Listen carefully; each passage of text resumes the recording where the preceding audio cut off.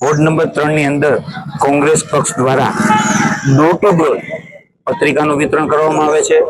બેડીનાકા, પરસાણાનગર, રેલનગર, પોપટપરા, ગાયકવાડી તમામ જગ્યાએ અમે પત્રિકાનું વિતરણ કરવામાં આવ્યું છે। ત્યારે લોકોનો સારો પ્રતિસાદ છે। લોકો એમ કે તમારા લોકોને ચારે અમારે જરૂરિયાત છે। જે ભાજપના કોર્પોરેટરો હતા છેલ્લા 5 વર્ષથી લોકો પ્રતિનિધિ આજ સુધી કોઈ દેખાણા નથી, ફોન પણ ઉપાડતા નથી।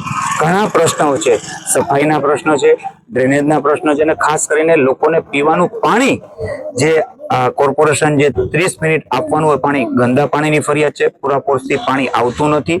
આજે પણ પરસાણા નગરમાં અમે પત્રિકાનું વિતરણ કરવામાં હતું ત્યારે લોકોની ફરિયાદ હતી કે પાણી બહુ ઓછું આવે છે, એટલે ઘણી ફરિયાદો છે। એટલે લોકોનો અમને પૂરો આ વખતે 4 કોર્પોરેટરને ઉમેદવારોને પૂરો પ્રતિસાદ મળશે એવી અમને આશા છે।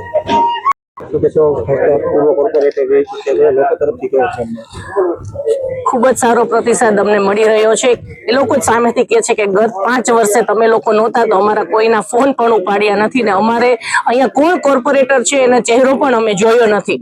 ત્યારે લોકો અમને કહે છે કે તમારી ટીમને 100% અમે જીતાડીને જ અહીંથી મોકલશું, કેમ કે ભલે અમારે એક દિવસ તમને મત આપવાનો છે પણ 5 વર્ષ સુધી અમારા જે કામ કોણ કરે છે, સ્થાનિક કોણ છે એ અમે જોઈએ છીએ। કેમ કે દર વખતે ભારતીય જનતા પાર્ટીના જે ચહેરાઓ છે એ બદલાઈ જાય છે। અત્યારે આ વખતે પણ 2 ચહેરા બદલાઈ ગયા છે, તો અમે કોને પૂછી શકશું કે તમે અમારા કયા કામ કર્યા છે? જ્યારે તમે જોશો કે કોંગ્રેસના જે છે ઉમેદવારો એમાં અતુલ રાજાણી, હું, ગાયત્રીબા વાઘેલા, દિલીપભાઈ આસવાણીના વહુ છે, એટલે અમે જે ચહેરા છે એ છેલ્લા 20 વર્ષથી, એટલે કે અમે લોકો જ છીએ, એટલે લોકો અમને પૂછી પણ શકે છે કે તમે શું કર્યું, પણ અમારા કામ છે એ અહીંયા બોલે છે। હા, અમે જે રજૂઆતો કરી હતી એ જ છેલ્લા 5 વર્ષમાં થયા છે, બાકી સ્થાનિક જે લોકો છે એના કાંઈ પણ કામ થયું નથી।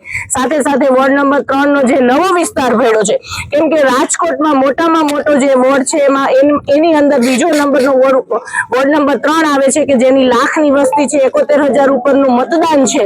તો ત્યાં જે સામે નવો વિસ્તાર જે ભરેલો છે કે માધાપર છે કે સત્યમ શિવમ સુંદરમ 150 ફૂટના રિંગ રોડ ઉપર ગોકુળ મથુરા એપાર્ટમેન્ટથી પાછળનો જે વિસ્તાર છે, એટલે કે માધાપર, મનારપર ને એ જે વિસ્તાર ભર્યો છે એમાં પણ પાયાની જરૂરિયાત કે જે રોડ, રસ્તા, ગટર, પાણી એ પણ હજી પૂરા નથી થયા।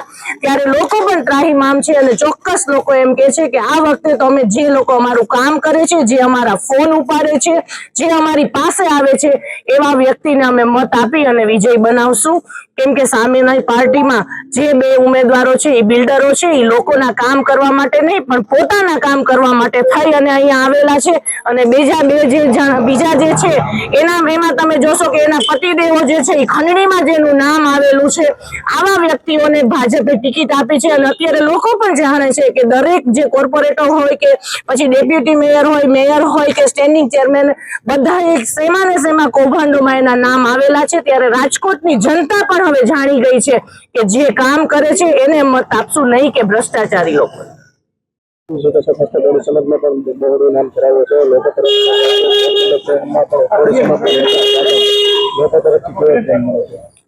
છેલ્લા 10 દિવસથી અમે ડોર ટુ ડોર પદયાત્રા કરીએ છીએ।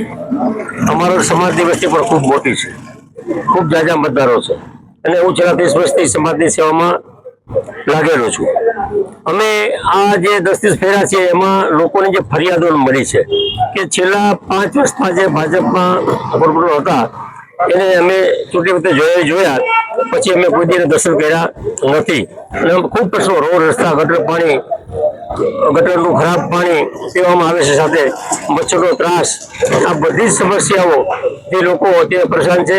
અને અમને વિશ્વાસ આપ્યો છે કે અમે આ વખતે કોંગ્રેસના 4 ઉમેદવાર જીતાડી અને લાવશું। અમે પણ વચન આપ્યું છે કે જો અમે જીતીને આવશું તો તમારા તમામ કામ જે પેન્ડિંગ છે એ પૂર્ણ કરવામાં તાત્કાલિક મદદ કરશું અમે તમને। સિંધી સમાજમાં કહેવાય છે ભારતીય જનતા પાર્ટીના સિંધી સમાજની પણ ટિકિટ નથી આપી, લોકોની વચમાં જતો કેવો છે? કેમ કે આ વખતે જે સિંધી સમાજમાં હું ઊભી છું, મારા સસરા પહેલા પૂર્વ કોર્પોરેટર રહ્યા છે દિલીપભાઈ આસવાણી, એમને ખૂબ આ વખતે ગાયત્રીબા અને અતુલભાઈ ભાગે કેટલા ટર્મ જીતી પણ ગયા છે. ગઈ ટર્મે જે અમારા સમાજના લોકો છે એ લોકો થોડાક આ વખતે જે અમે ઉમ્મીદ છે એ અમારી સાથે જ છે અને સિંધી સમાજ અમારી સાથે જ રહેશે અને વોર્ડ સિંધી સમાજ નહીં આખું વોર્ડ અમારી સાથે છે અને મને ખાતરી છે એ અમારી દીકરી છું એ લોકોની એટલે ઈ મને જીતાવશે અને જે પણ એની મુશ્કેલી છે એ હું સોલ્વ કરવા પહેલા હું આગળ આવીશ.